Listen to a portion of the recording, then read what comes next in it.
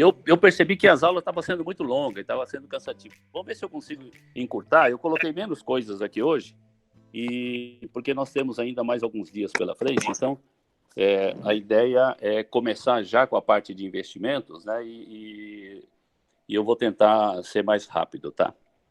Bom, só para lembrar, nas aulas anteriores, nós aprendemos uma série de coisas, né? Mas entre eles, eu vou colocar uma aqui, as que eu achei mais importantes, né? Que é o seguinte: aquilo que eu cansei de falar, gastar menos do que se ganha. Parece muito óbvio, mas não é para muita gente. Então, muita gente não consegue fazer isso. Então, eu estou reforçando essa ideia. E outra coisa que eu acho que agora sim é muito importante, pessoal, antes de começar a fazer um investimento para render lá para o futuro, nós temos que fazer uma reserva de emergência. O que vem a ser isso? Eu já comentei rapidamente sobre isso na última aula, mas é uma reserva que tem que servir justamente para os casos em que não são previstos, né? Por exemplo, essa questão aqui da quarentena que nós estamos, tem muita gente que... bom, tem gente que está trabalhando em home office, mas tem gente que teve seu salário reduzido, outros até perderam emprego, e quem tem um negócio teve que fechar e ficar aí, não sabemos ainda quanto tempo, né? Então, essa reserva é justamente para cobrir esse tipo de coisa.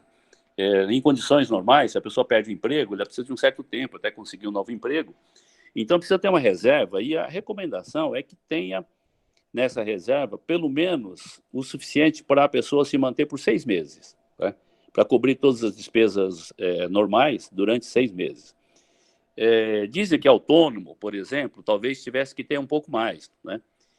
De 6 meses a 1 ano. Então, depende realmente do estilo de vida de cada um, mas precisa garantir esse tempo que você precisa se recuperar de uma eventual crise, tá? Então, isso daqui é muito importante. Então, a primeira coisa é a reserva de emergência. E aí nós vamos ver mais para frente, mas o ideal é que essa reserva de emergência seja aplicado em alguma aplicação que tivesse uma liquidez boa, né? Se você precisar do dinheiro hoje, já conseguir tirar hoje. Então, teria que ter uma liquidez. Vou falar sobre isso. E a outra coisa que eu comecei já a falar no finalzinho da aula passada é sobre o Roberto Kiyosaki, do livro Pai Rico, Pai Pobre, que ele diz o seguinte: não importa quanto você ganha, e sim quanto você poupa. Então, eu estou frisando bastante. Na aula passada, a gente comentou muito sobre essa história aqui, mas é muito importante, tá? E eu vou falar um pouco da teoria aqui do Kiyosaki. Nós falamos já na aula passada, né?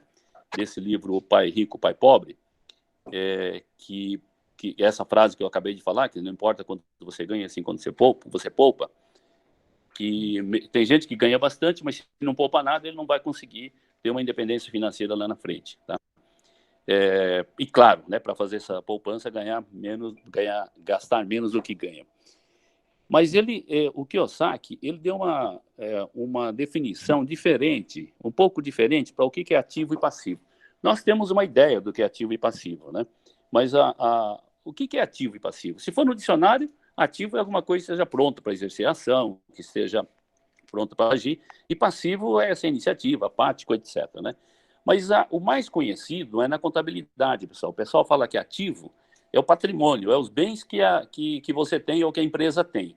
Então, tudo que é um bem, né, seja móveis, imóveis, dinheiro em caixa, equipamentos, é classificado como ativo. E passivo são as obrigações, né, dívida, financiamento, impostos que precisa ser pago. Então, essa é a definição na contabilidade, tá? Isso aqui eu coloquei aqui até, talvez não faça muito sentido agora, mas para quem for investir, por exemplo, em ações, ele precisa conhecer a empresa, né? E aí começa a surgir a ideia de analisar, o que é patrimônio da empresa? Então, o patrimônio da empresa é o ativo, né? E o passivo são as dívidas. Então, o patrimônio líquido é o ativo menos as dívidas. Então, esse tipo de coisa fica muito claro, né? E simples também de entender. Então, a contabilidade é isso. Não vou falar aqui sobre a contabilidade, mas só para vocês terem uma ideia, a ideia da contabilidade é muito boa. Até coloquei aqui, porque isso eu não sabia também. contabilidade surgiu lá antes do 1500, pessoal. Até hoje é do mesmo jeito. Tá? Ou seja, ou a coisa é muito boa, ou ninguém inventou nada melhor, né? Mas a contabilidade é muito legal por conta disso. Bom, o que o Kiyosaki diz? Para finanças pessoais, ele deu a seguinte definição para aqui, o ativo e passivo. O que ele diz é o seguinte, o ativo é tudo aquilo que te gera renda, que coloca o dinheiro no bolso. Tá? Então, você tem um imóvel alugado, ele é um ativo e está te gerando renda. Né? Se você tem participação em empresa, em ações, ele vai te gerar dividendos, etc., te gera uma renda. Se você tem investimento em papéis financeiros, que a gente vai ver, também ele te gera juros. Isso tudo é ativo. Agora, o que é passivo? Passivo é aquele que não gera renda. Pelo contrário, ele tira dinheiro do bolso. Tá? Normalmente, vou dar um exemplo aqui, normalmente, um carro, veículo, na empresa, ele seria um ativo. Tá? Veículo, equipamento, tudo seria ativo. Imóveis, com certeza, seria ativo. Agora, para a pessoa física, na definição dele, o carro para uso próprio não é um ativo, é um passivo, pessoal. Ele, além de não te gerar renda, ele te traz despesa, ele gasta, tira dinheiro do seu bolso. Tá? A casa própria, por incrível que pareça, nós podemos considerar que é um passivo. Por quê? Você tem o seu apartamento, mas você tem que pagar condomínio, tem que pagar IPTU, tem que pagar uma série de coisas. Agora, se você tem uma casa, um imóvel que está alugado, aí sim, esse é um ativo, porque ele está te gerando renda. Tá? Então, o Kiyosaki diz é o seguinte, regra geral, você tem que acumular ativos. Tem esse conceito que eu disse, de trazer dinheiro para dentro. E se livrar dos passivos. Tá? Eu vou, antes de seguir no investimento propriamente dito, eu vou colocar aqui um exemplo muito claro, que é o carro. Né? Todo mundo sabe que carro dá despesa, etc. Mas eu acho que pouca gente faz a devida conta. Tá? Então, vamos lá. Quanto custa para manter um carro? Eu fiz a conta do custo anual. Tá? Por exemplo, um carro, para facilitar, eu usei um carro, sei lá, de 100 mil reais, para ser 100, então dá para saber percentualmente mais fácil. Então, eu vou dividir em dois custos, dois tipos, né, duas categorias. Primeiro, o custo de uso. Né? O custo de uso de um carro, depende realmente de quanto você usa, mas em média, o pessoal anda aqui uns 10 mil quilômetros, usa o carro para trabalhar, né? 10 mil quilômetros, com a gasolina que está hoje, gasta mais ou menos R$ 4.500 por ano. Né? O carro faz, sei lá, 8 quilômetros por litro, ou 10 quilômetros por litro, né, na cidade. Então, dá mais ou menos uns 4 mil. Aqui eu chutei um valor aqui, manutenção, talvez seja mais do que isso, né, de R$ 500, depende do carro. E se a pessoa tiver que vai na faculdade, tiver que pagar um estacionamento, ou mesmo perto do trabalho ali, trabalha no centro, tem que pagar o estacionamento, mais R$ 200 por mês. Estou chutando baixo aqui, mas 2.400. Isso aqui dá um total de 7.400. Pode variar um pouco para mais, um pouco para menos. Então, para calcular o custo anual do carro, eu nem vou considerar isso, pessoal. Tá? Por quê? Imagina que eu não tenho carro e eu tenho sorte, eu vou trabalhar num local perto do metrô, então é mais fácil de metrô, né? Então eu posso usar esse dinheiro aqui para o transporte sem o carro. Tá? Eu até fiz uma conta de quanto custa um Uber. Custa aproximadamente R$ 2 por quilômetro. Então, se eu trabalho perto de casa, até, sei lá, 5 quilômetros, né? Eu posso pegar o Uber todo dia. Tá? Até 5 quilômetros, eu vou gastar o quê? R$ 10 de Uber, né, se for perto. Se tiver uns 10 quilômetros, eu vou gastar 20. Mas R$ 10 de Uber, ida e volta, daria 20. 22 dias são 4.400, ainda sobra dinheiro. Tá? Então, eu não vou incluir na conta isso daqui, do custo, porque isso aqui, então, repõe o meu custo de transporte alternativo para o carro. Ok? Eu acho que com isso dá para a gente pagar toda essa despesa. Então, vamos custa então o carro só para ficar na garagem. Às vezes a gente não faz conta, mas colocando no papel assusta. Um carro de 100 mil reais para fazer a conta direito. Olha quanto vai dar. 24 mil total. Vamos ver onde é que está isso? A gente paga 4% de IPVA, né? São 4 mil reais. Seguro está mais ou menos em torno de 4%, depende do carro, o carro, né? Mas está por aí. a depreciação, isso sim, o carro desvaloriza. Então, quem compra carro zero, talvez até deprecie mais, mas em média deve dar aí uns 10% por ano de desvalorização do carro. Tá? Então, dá mais 10 mil reais por ano. E uma coisa que eu comentei lá atrás, eu acho que foi na aula de economia que eu passei, eu dei, o tal do custo de oportunidade. Porra, o que é o custo de oportunidade? Estou colocando aqui 6 mil reais. Espera aí, mas esse negócio não existe. Existe, pessoal. Imagina o seguinte, que se eu não tivesse o carro, eu não ia colocar esse dinheiro aqui. Eu ia investir. Eu ia investir, e eu até coloquei barato aqui, uma taxa de 6%. Antes ganhava 10%, 12%, né? Se fosse 10%, isso aqui seria 10 mil. Ou seja, isso aqui chama-se custo de oportunidade. Eu estou deixando de investir esse dinheiro para colocar aqui no carro. Tá? Então, isso precisa ser considerado. Tá? E isso é que muita gente não considera. E é muito importante. E hoje, com aquilo que a gente viu, fica muito fácil entender isso aqui. Tá? Então, é muito importante. Se eu conseguisse, por exemplo, um investimento que desse 10% ao ano, esse custo de oportunidade seria 10 mil. Né?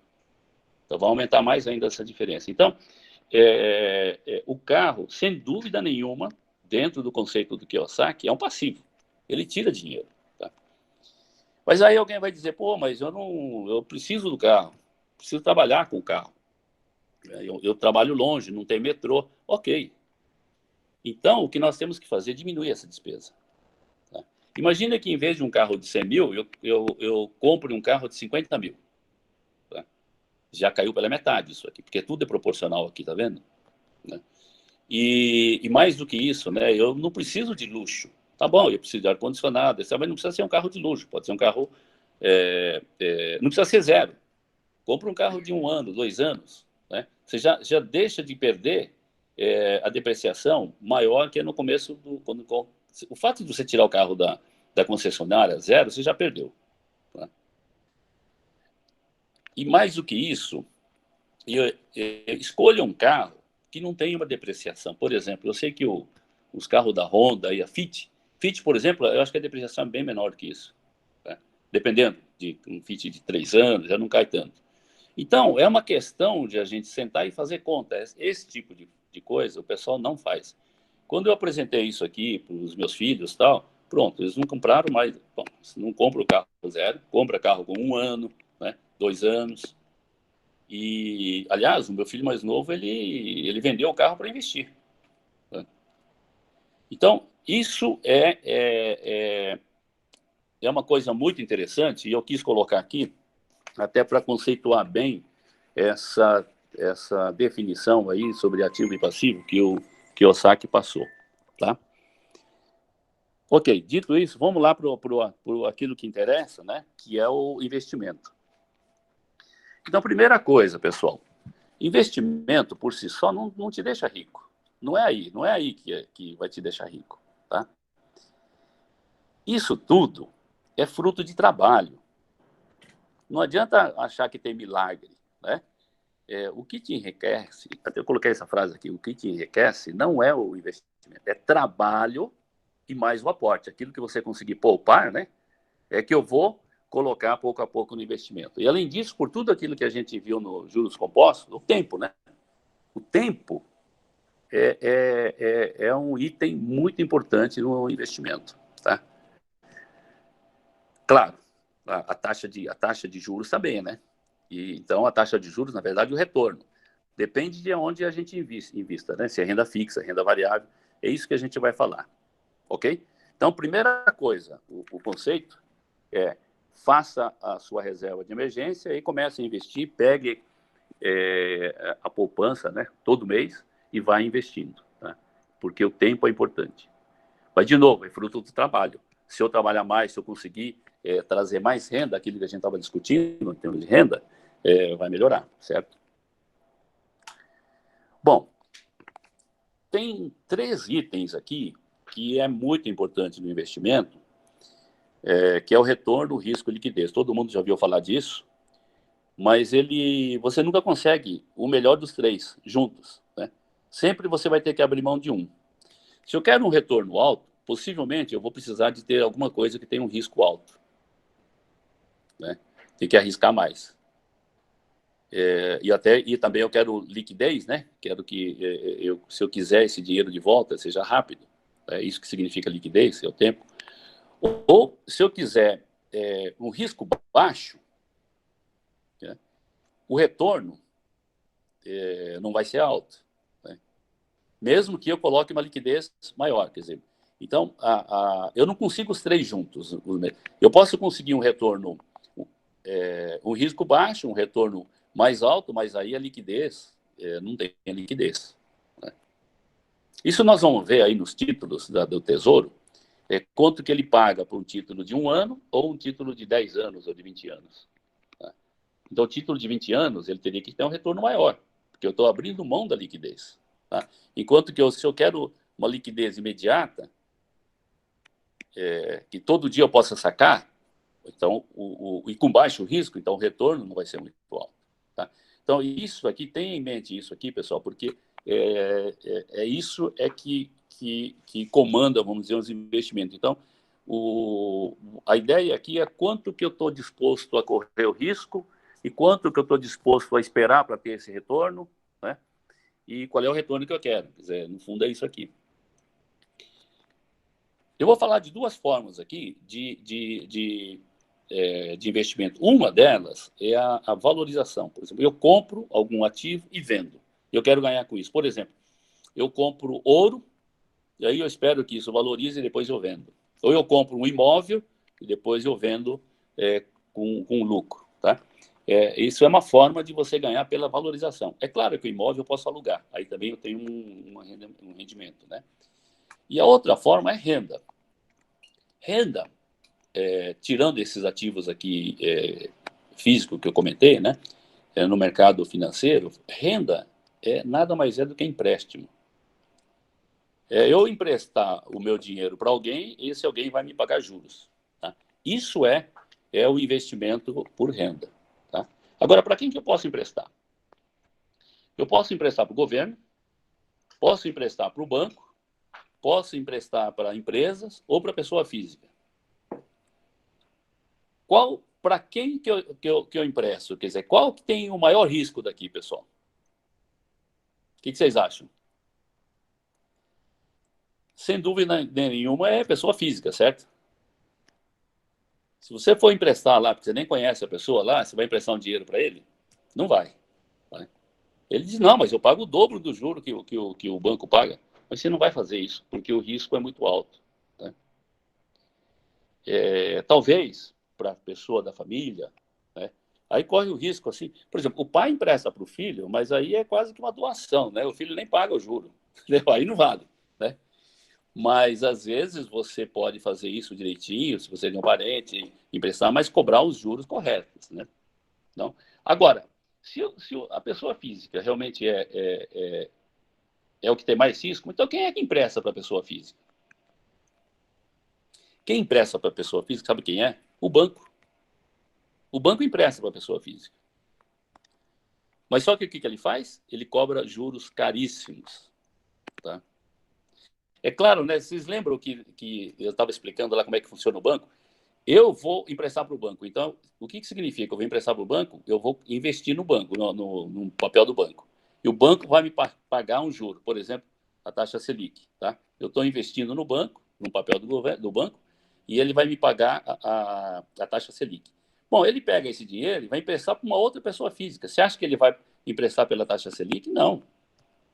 Muito mais caro. Então, quem vai tomar dinheiro emprestado no banco, ele tem que estar disposto a pagar bem mais juros. Tá? É aquilo que a gente comentou, por exemplo, do cheque especial, do cartão de crédito. E por que ele cobra caro? Porque ele empresta para várias pessoas físicas e corre o risco de calote, né? Um ou outro vai dar calote. Ele perdeu o emprego, não consegue pagar. E aí, o que vai acontecer? O banco não vai perder dinheiro. Então, ele pega essa perda, ele vai incluir, cobrar dos outros, vai cobrar mais caro os juros. É por isso que o banco cobra caro os juros. E é por isso que eu digo o seguinte: tenha cuidado para pegar empréstimos. Tá? Então, eu não vou falar de pessoa física, mas eu vou falar como é que a gente empresta para o governo, como é o tesouro, né? Como é que a gente empresta para banco, como é que a gente empresta para empresa. Ok? Então, isso é importante para a gente entender toda aquela sigla lá de CDB, CDI, debênture, essas coisas todas, Tesouro Direto. Então, vamos lá, pessoal. Vamos voltar aqui para os ativos que eu comentei, mas a gente já falou, né? Eu tenho os ativos físicos, que acaba sendo financeiro, por exemplo, ações de empresa, dá para comercializar como financeiro, né? Mas, basicamente, os ativos físicos, você pega aqui ouro, moedas, obras de arte, né? A gente coleciona selos, ele coleciona no intuito de, bom, quanto mais antigo for o selo, mais valor vai ter, né? Moedas antigas, que chega lá na frente, eu acabo tendo um valor maior, né? O ouro também faz parte disso aqui. Moeda, esse tipo de ativos não gera renda, pessoal. Ouro te gera renda? Não gera renda. Né? Moeda, vou comprar dólar, ele te gera renda? Não gera, a menos que você invista em algum banco. Né? Então, são ativos, muitas vezes, para se proteger, por exemplo, nessa crise toda aqui do coronavírus, nós vamos. A gente não sabe onde colocar o dinheiro, e pode ser que volte a inflação, o real vai perder valor. Aí o pessoal faz o quê? Eles compram moedas. Né? As ações estão caindo, eu vou tirar esse dinheiro, eu vou comprar ouro. Então sobe a cotação do ouro. Tá? Mas é para se proteger. Ou moeda, ou ouro, né? Coisa desse tipo, que é utilizado para isso. Tá? Então, a diferença fundamental é que esse tipo de ativo, ele não gera renda. Ele pode te proteger por algum período, alguma crise que está se passando. Tá? Ou, no caso de moedas, ela pode te proteger, por exemplo, eu estou com uma ideia de viajar, quero ir no Confra, na Argentina, daqui 2 anos. Bom, aí eu preciso de moeda, preciso de dólar, porque eu não sei se o dólar vai subir, se vai cair. Então, aí sim, esse projeto, o projeto, o plano de viajar lá, eu posso ir comprando dólar para essa viagem, entendeu? Porque é viagem exterior. Aí eu tiro o risco do real, da variação do câmbio. Tá? Então, é nesse sentido. Então, ele serve como um hedge, ele serve como uma proteção. Tá? Imóveis, empresa, eu posso comprar uma empresa, compro uma padaria lá da esquina, né, espero que ele valorize para vender. Imóveis, mesma coisa, eu compro aí um apartamento que eu posso alugar. Então, aqui são além da parte de comprar e vender, que é o físico, também ele vai me dar rendimentos, né, de aluguel ou de dividendos. Então, isso é um tipo de investimento. Agora, os ativos financeiros, é o que todo mundo está interessado ali, né, do mercado financeiro que nós temos. Pessoal, só tem 2 tipos. Pessoal, não, mas como assim? Tem tanta coisa, só tem 2 tipos. Ou é um ativo que me dá uma renda fixa, ou uma renda variável. O que é a renda fixa? É aquele que eu conheço, a priori, o rendimento que vai dar. Então, por isso que a gente chama de renda fixa. Eu sei quanto que vai render. Tá? Talvez, não exatamente o número, mas ele pode ser reajustado por um índice. Nós vamos entrar aí quando falar do Tesouro Direto, fica muito claro isso aqui. Agora, alguma coisa que eu invista em renda variável, e eu não conheço a renda a priori, eu não sei quanto que vai dar. Tá? E o exemplo disso são ações. Né? Se eu compro uma ação, eu não sei quanto que vai dar. Daí que tem a história de que isso tem um risco maior. Tá? E aqui não, aqui como eu conheço, em princípio, o risco é menor, que a gente acha que é. Né? E é. Mas, e aí nós vamos ver para cada um deles quais são os riscos. Porque o risco, mesmo na renda fixa, pode o rendimento dar negativo. Eu não sei se alguém teve aí fundos de investimento em renda fixa, aqui nesses dias aqui de março, abril, ali com a crise do corona, dá uma olhada. Rendeu negativo. Então, como é que pode render negativo? Mas pode render. Depois a gente pode ver isso aí. E depois nós temos os fundos de investimento. Tá? E eu esqueci de ir colocando aqui. Eu até coloquei aqui assim, eu vou chegar aqui no fundo de investimento, porque Isso aqui é o que eu já comentei, é valorização em renda, né, que a gente ganha por compra e venda, e aluguel e dividendos, aqui no caso de empresas imóveis. E ativos, então, de renda fixa ou renda variável, a renda fixa, ele é baseada em quê? Em taxas de juros e tempo.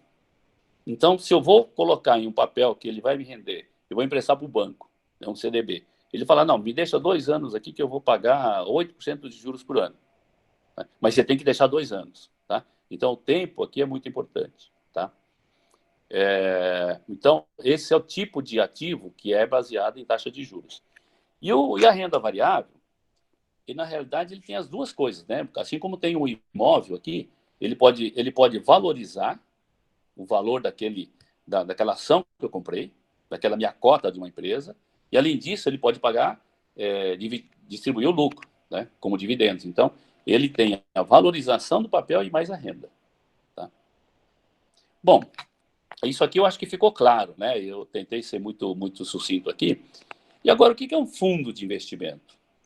Fundo de investimento é o seguinte: eu quero aplicar um pouco em cada um desses, eu quero colocar uma parte aqui, quero também comprar aqui para ter uma segurança, mas eu não sei fazer isso sozinho.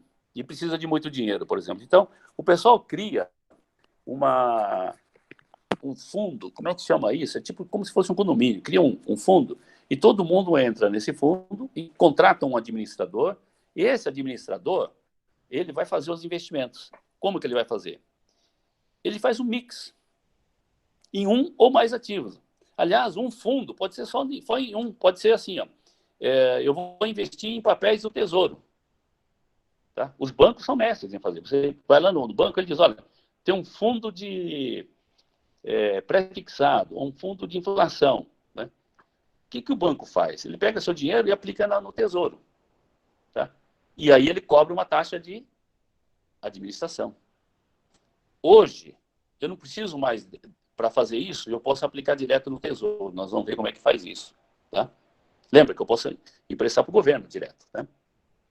Agora, se ele, não, mas peraí, eu vou colocar isso aí, 80% eu vou colocar no Tesouro e os 20% eu vou colocar um pouquinho aqui na renda variável, em ações, um pouquinho em moeda, em câmbio para me proteger.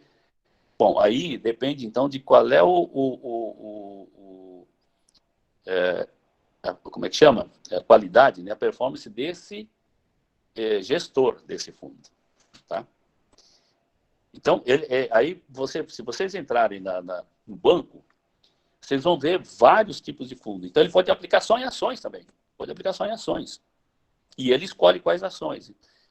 Isso aqui, nós temos que, então, por isso que eu estou dizendo, nós temos que entender o que é cada um, para eu pegar e dividir o meu dinheiro em uma parte em cada coisa dessa. Tá?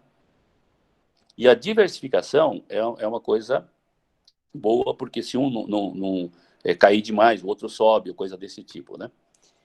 E os fundos de previdência é a mesma coisa que o fundo de investimento, só que é um fundo com objetivo de longo prazo, é um fundo com objetivo de usar na aposentadoria, tem chamado de previdência. E aí o governo cria regras especiais aqui. Nós vamos falar de cada um desses, tá? Eu estou só dando aqui uma visão macro aqui, para vocês terem uma ideia. E apareceu agora uma coisa nova, relativamente nova, e está em moda. Com a queda da taxa de juros, muita gente entrou aqui. Esse ano passado, passou de 200 mil pessoas físicas para quase 1 milhão, para 700 mil, ou 600 mil pessoas físicas que estão investindo em fundos imobiliários.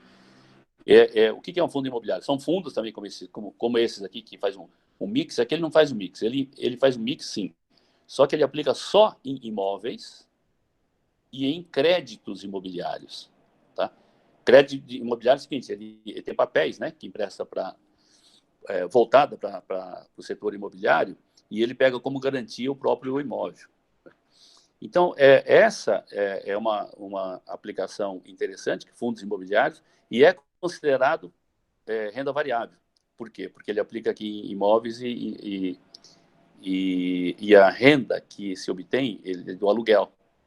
E isso não a gente não sabe quando vai dar, porque ele é um mix de vários prédios, né? Vários imóveis. Então, ele entra na renda variável, e a renda variável, em princípio, são ações e fundos imobiliários. Tá? que é comercializado pela B3, né? Antiga Bolsa de Valores. Entenderam isso aqui, pessoal? Então, aqui, isso é, assim, uma fotografia de todas as aplicações que nós temos no Brasil. Tá? Ou 99%, 90% das aplicações. É que tem gente que aplica em mais coisas. Tem gente que aplica em commodities, né? Aplica em café, preço futuro do café, preço futuro do boi gordo, esse tipo de coisa, tá? Que era aquela bolsa de mercadorias. Isso não está aqui. Mas os papéis financeiros, estritamente financeiros, estão aqui. Tá? E o segredo está em escolher, então, quais papéis, dentro dessas condições aqui, eu quero investir. Tá? Bom, seguindo aqui, eu pensei... Wagner, como é que nós estamos de tempo? Hein? Eu procurei ser bem rápido hoje, né?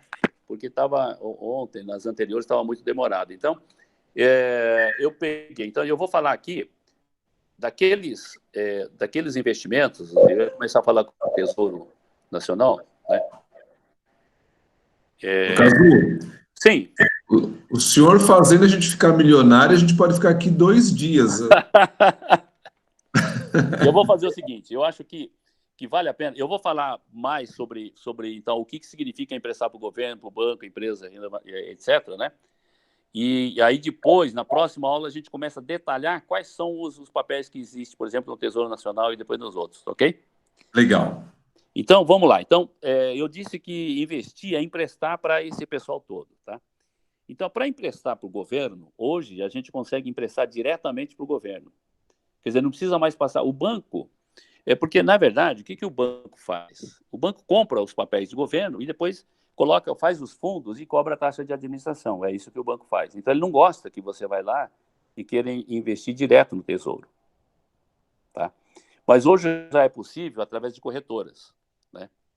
E aí os bancos, normalmente, para usar corretores, tinha umas taxas grandes para usar, e o gerente não gosta disso, porque o negócio dele é vender o fundo, entendeu? Então, esse negócio acabou mudando de patamar com o surgimento de corretoras mais ágeis, né? Como, por exemplo, a XP, que começou pequena e hoje é a maior corretora do Brasil, inclusive maior que o dos bancos, maior corretora independente, né? Porque ele parou de cobrar essas taxas aí que os bancos cobravam. Então, os bancos grandes hoje não estão mais cobrando taxas também para investir, mas é pela corretora do banco, não é pela agência, pelo gerente lá. Tá? Mas vamos ver. Então, o Tesouro, ele tem basicamente 3 tipos de papéis, né? 3 tipos de papel. Eu não sei porque esses nomes todos aí, um é nota, os outros é letra, né? Mas, assim, a letra financeira do Tesouro Nacional, hoje mudou de nome, é chamado de Tesouro Selic. Dependendo da corretora que você entra, hoje você vai encontrar Tesouro Selic, é o nome. Mas é um papel, uma letra do Tesouro. Então você compra e ele vai te pagar a taxa Selic. Né? A gente vai entrar em detalhe disso, mas com liquidez diária. Tá? Aqueles 3,75 e tal. E algumas corretoras ainda usam o LFT como nome, aí Tesouro Selic. E o outro papel que tem, ele chama de Letras do Tesouro Nacional, ele chama de LTN. Por isso que essas siglas são malucas, né? Ninguém vai decorar essas siglas todas. E LTN é um tesouro, ele chama hoje Tesouro Pré-fixado. Esse é um título que você compra, já é pré-fixado. Por exemplo, se você comprar um título agora para vencer em 2022, 25, 6, sei lá, ele tem esses títulos. Ele vai te pagar, lembra que a Selic é 3,75, tá? Pô, mas 3,75 mal cobre a inflação. Aliás, o André e o Arthur, né, que perguntaram na aula passada lá, se cobre, se estava incluso, não, a gente respondeu por cima. Significa o seguinte, o 3,75 ele está embutido 3,60, que está previsto aí de inflação, então vai dar 0,15 só de juro real. Tá? Agora, se você comprar um tesouro, letra de tesouro pré-fixado, então o governo vai dizer, não, eu te pago, tá bom, se você investir aqui, comprar esse papel que vence daqui 3 anos, né? 2023, eu nem sei se tem, deve ser 2025. Eu te pago 7,30, por exemplo. Pô, já melhorou, né? Por ano, 7,30 por ano. É tudo taxa por ano, tá?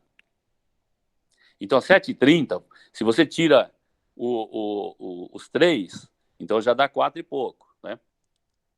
Já está quase chegando lá no 6 que a gente quer. Mas, de novo, já 4 e pouco já é alguma coisa melhor. Né? Mas só que aqui tem um risco, porque eu não sei se vai subir a inflação ou não. Mas eu sei exatamente quanto vai dar. Né?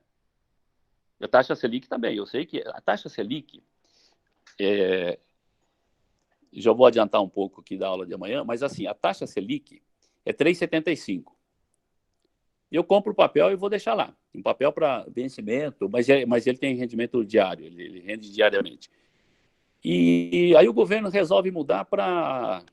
Bom, está caindo agora, é 3,75 para 3,5. O que vai acontecer? Do instante que ele caiu para 3,5 e não 3,75, o seu papel agora vai render 3,5. Então, isso é chamado de pós-fixado, entenderam? E esse outro aqui é pré-fixado. Aqui não muda. Se eu contratei esse aqui, que é 7,5 que ele vai me pagar, então ele vai me pagar 7,5 todo ano, até o vencimento. Tá? A taxa Selic, não, ele falou, eu vou te pagar a taxa Selic. Mas quanto é a taxa Selic? Hoje eu sei que é 3,75. Mas vamos supor, a inflação está começando a aumentar, então eles vão aumentar para 4, para 4,25. Então ele vai acompanhar, mas então é o pós-fixado. Mas eu sei quanto que é. É por isso que é chamado de renda fixa. Tá? E agora tem uma outra, que isso aqui, para longo prazo, seria uma boa, né? Respondendo ali a pergunta lá do André e do Arthur, da aula passada, pô, mas daqui 30 anos não sei como é que vai ser. A inflação tá. Então, o que é esse Tesouro IPCA+, ou o NTNB? É muito conhecido também como NTNB. Ele vai me pagar IPCA mais tanto por cento de juros. Esse tanto por cento é fixo. Então, por exemplo, ele fala que vai pagar IPCA mais 4%. Né? Acho que subiu até uns 7% agora, por conta da crise ali. Mas vamos supor que ele fala IPCA mais 5%. Significa o seguinte, que todo ano ele vai pagar 5% de juros mais a variação do IPCA. Ou seja, eu garanto, de fato, a inflação mais o juro que está aqui. Então, naqueles fundos previdenciários, geralmente o pessoal tem esse tipo de papel. Tá? Então, se eu quiser fazer o meu fundo particular, sem ter que pagar lá a taxa de administração dele, eu posso comprar esse tipo de papel. Eu pego um papel desse que vence em 2050, e tem. Tá? Então, pessoal, tesouro tesouro direto, né? A gente chama tesouro direto porque abriu agora para você investir diretamente no tesouro através de uma corretora, não precisa passar pelo banco, tá? Por isso que os bancos geralmente não gostam que você queira investir no tesouro direto. O gerente do banco não gosta, né?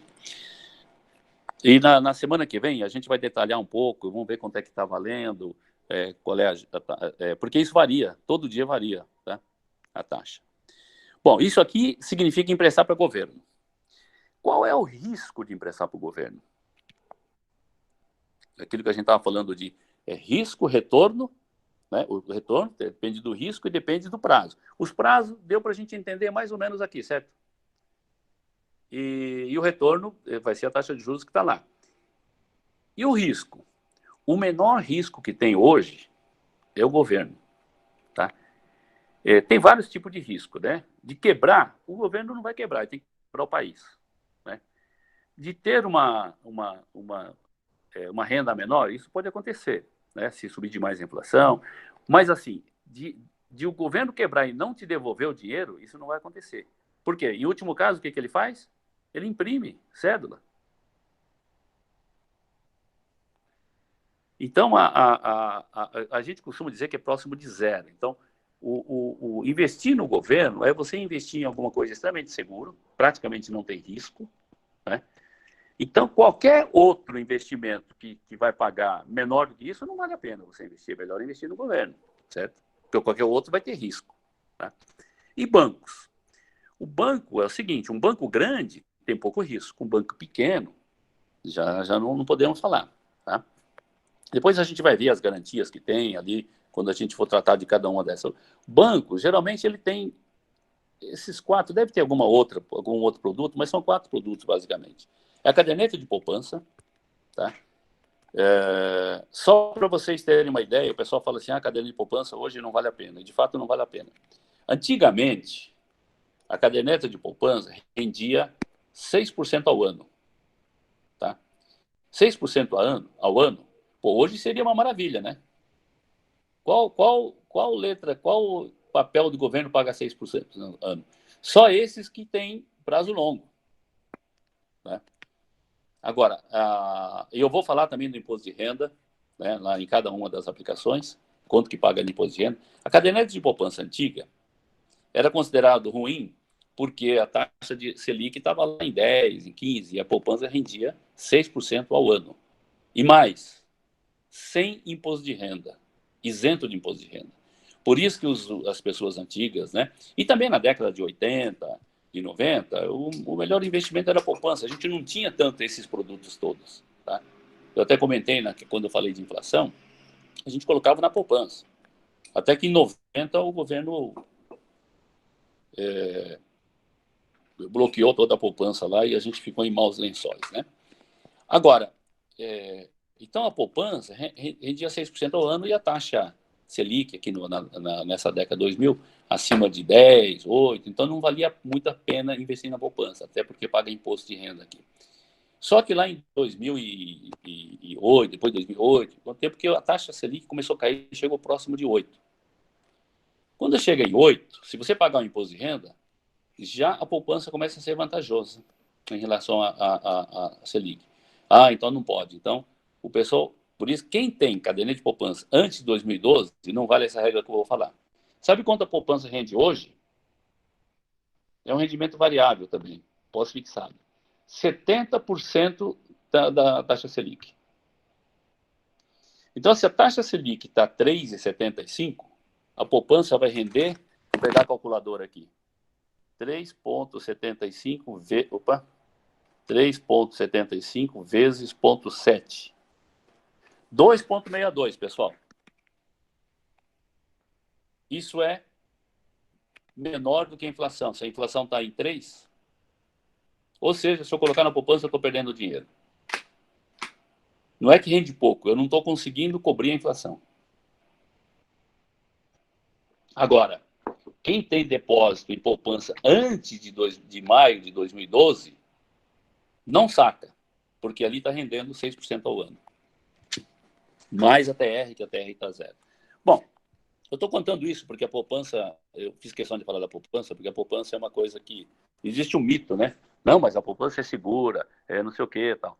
Não é bem assim, tá? A segurança é a mesma que tem os outros, que a segurança é a segurança do banco. Se o banco quebrar, né, se está num banco pequeno ali, você corre o risco de quebrar. Tem aí, eu vou falar do FGC, né, quando falar desses produtos aqui, mas basicamente, os produtos que tem o banco é o CDB, que é um certificado de depósito bancário, você empresta diretamente para o banco. Você compra um título de CDB. E tem o LCI e LCA. Isso aqui o governo, ele incentiva o crédito para o setor imobiliário e também para o setor agrícola. Então, o banco empresta que a Zenac empresta para essas empresas, né, do setor, da LCI, uma consultora, então ele emite o banco emite uma letra de crédito imobiliário e a gente compra esse título aí do banco e o banco empresta esse dinheiro para esse setor, tá? E o LCA para o setor agrícola. Então, isso aqui o banco pode emitir esses títulos aqui, letras, eles chamam de letras, é um título. E o CDB é aquele que você aplica para o banco. Então, isso é importante saber, porque tem aqui, mas a garantia aqui é banco, tá, pessoal? Porque você comprou do banco. Tá? Bom, e o que é emprestar para a empresa? Emprestar para a empresa, a empresa ela pode emitir um título. Né? A gente não tinha, pessoa física, a gente emitiu aquelas letras promissórias, né? Títulos aí, letras promissórias ou coisa assim. E a pessoa ficar com aquilo lá e emprestar o dinheiro. Então a empresa empresta um título que é chamado de debenture. Tá? Então, debentures, se alguém falar de uma debenture, entenda-se que isso aqui é um título, é um papel que uma empresa emitiu e você está emprestando dinheiro para essa empresa. Tá? E, claro, vai ter taxas diferentes, dependendo de cada uma dessas. Né? Agora, tem empresas e empresas. Né? Se vai uma empresa pequena ali, ele vai ter que pagar uma taxa maior, porque ninguém quer emprestar para ele. Aí, pô, legal, isso aqui tá uma taxa muito boa. Cuidado. Tá? Que se a empresa falir, você perde. E também empresas podem emitir certificados recebíveis, né? É igual a letra de crédito aqui, para o setor imobiliário e setor do agronegócio. Tá? Aí dependendo da empresa. Por exemplo, deixa eu tentar lembrar de uma aqui que eu cheguei até de comprar. A Klabin. A Klabin, todo mundo conhece a Klabin. A Klabin produz papel e celulose. Né? E aí chegou uma época que ele queria verticalizar e plantar os eucaliptos. E plantar os eucaliptos e investir nisso daí, porque saía mais barato, ia impulsionar o negócio deles. E ele aproveitou, então, esse incentivo do governo e ele emitiu esses CRA, certificado recebível de agronegócio. Como agronegócio? Né? Porque ele foi lá, pegou esse dinheiro e investiu para plantar os eucaliptos e dali, então, produzir o papel celulose. Então, ele ficou endividado. Tá? Só que esse endividamento ele fez através desses certificados recebíveis. Isso aqui nós vamos ver lá na frente, mas o governo incentiva esses dois setores cobrando menos imposto de renda ou isentando o imposto de renda. Tá? Mas tudo isso é baseado na taxa Selic ou no CDI. Eu não escrevi aqui, mas CDI é a outra referência, é por causa dos bancos. Né? Lembra que eu comentei lá quando eu falei de CDI? O que é o CDI? CDI é a taxa interbancária, né? Que é exatamente igual ao Selic, que eles aproveitam e usam assim. Então, toda referência que eu tenho aqui para esse tipo de papel é referenciado como CDI. Né? Lembra que eu falei, se você vai pegar um empréstimo, se tiver mais caro do que a Selic, então tá caro. Ou se eu vou investir em alguma coisa, tem que ser no mínimo a Selic, né? Porque aqui eu não tenho risco e o governo me paga a Selic. Então, se for um pouco mais que a Selic, né, já começa a ser vantajoso. Agora, isso aqui nesse mercado é chamado de CDI, que é a mesma coisa da Selic, tá? Taxa. Então, eu esqueci de colocar aqui, mas basicamente é isso daí. Tá? Então, esses são os títulos que nós temos para cada um daquelas entidades que eu falei para que você pode emprestar. Então, se fala em debênture, você sabe que é banco. Então, qual que é o risco? Não, debênture é empresa, desculpa. Debênture é empresa. Qual que é o risco? Eu tenho que analisar o tamanho da empresa. CDB é de banco. Qual que é o risco? Então, vamos ver que banco que é. LTN, LTNB, LFT é governo. Então, qual que é o risco? Tá?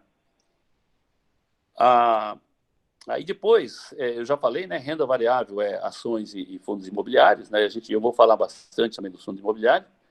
E fundos de investimentos e de previdência, como eu falei, eles aplicam em todas essas coisas aqui. Tá? Se vocês verem lá, fundo de investimento, tem lá fundo de investimento de renda fixa CP. Aí você fala, mas o que é CP? Né? Significa crédito privado, que ele está emprestando para empresas. Entendeu? Aí o banco empresta para a empresa, ou através de um CDB, ou através de alguma outra modalidade, e aquilo entra no fundo. E aí, nessa crise do corona, a gente ficou com receio de que a empresa pode fechar, etc. Então, esses títulos de crédito privado caíram de valor. Todo mundo queria vender e perdeu o valor. Entendeu? Por isso que deu negativo. Pessoal, eu acho que é isso hoje, tá? Para não alongar demais, aí na próxima aula a gente já vai entrar direto no Tesouro Direto e eu vou colocar aqui a tabelinha de quanto está rendendo cada um deles e como é que faz para... Bom, como é que faz eu já comentei. A gente vai... eu vou... via as corretoras, tá? O próprio Tesouro Direto lá, eles indicam lá quais são as corretoras e tal, a gente vai falar sobre isso daí.